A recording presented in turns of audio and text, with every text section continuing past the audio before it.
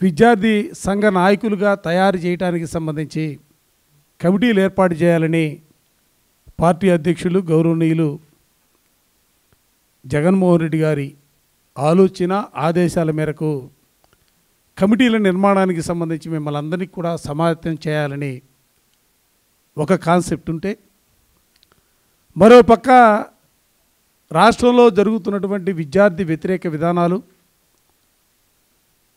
Fee reimbursement విధానానికి సంబంధించి 7 మాసికాలు ప్రభుత్వం విడుదల చేయనటువంటి పరిస్థితులు ఒక పక్క ఉన్నాయి. మరో పక్క దీవెనలు లేవు, వసతి దీవెన లేదు, ఏ కార్యక్రమాలు కూడా రాష్ట్రంలో కొనసాగట్లా. పార్టీకి ఉన్నటువంటి అన్ని విభాగాల కంటే కూడా విద్యార్థి విభాగం చాలా పవర్ఫుల్ విభాగంగా నేను ఎప్పుడు కూడా భావిస్తూ ఉంటాను.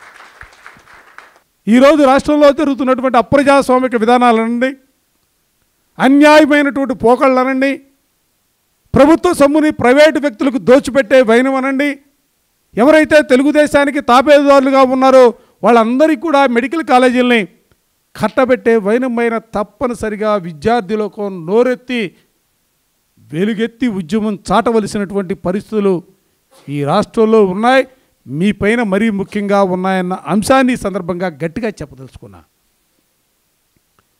ఈ సందర్భంలో ఇంకో మాట కూడా చెప్పాలా, నేను ఎందుకు మిమ్మల్ని అందరినీ కూడా ఇంత గట్టిగాను ఈ విధంగా మాట్లాడుతున్నట్టే, నేను కూడా మీలానే విద్యార్థి సంఘంలో ఆ రోజు రాజశేఖర రెడ్డి గారి నాయకత్వంలో నేను కూడా ఒక కార్యకర్తలాగా మీలాగే కింద కూర్చొని నాయకులు మాట్లాడుతూ ఉంటే నేను కూడా ప్రసంగాలు విన్నటువంటి పరిస్థితులు.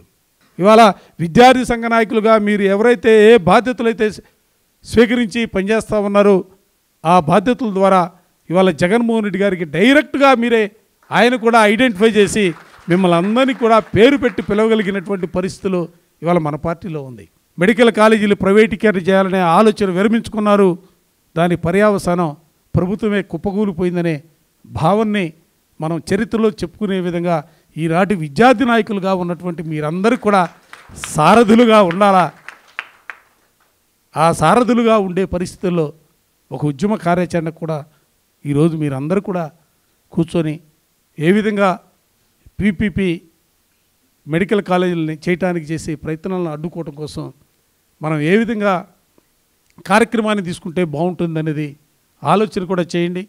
ఓ పక్క 1,00,00,000 సంతకాల కార్యక్రమం పార్టీ తీసుకుంది, మరో పక్క రచ్చబండ కార్యక్రమం జరుగుతూ ఉంది.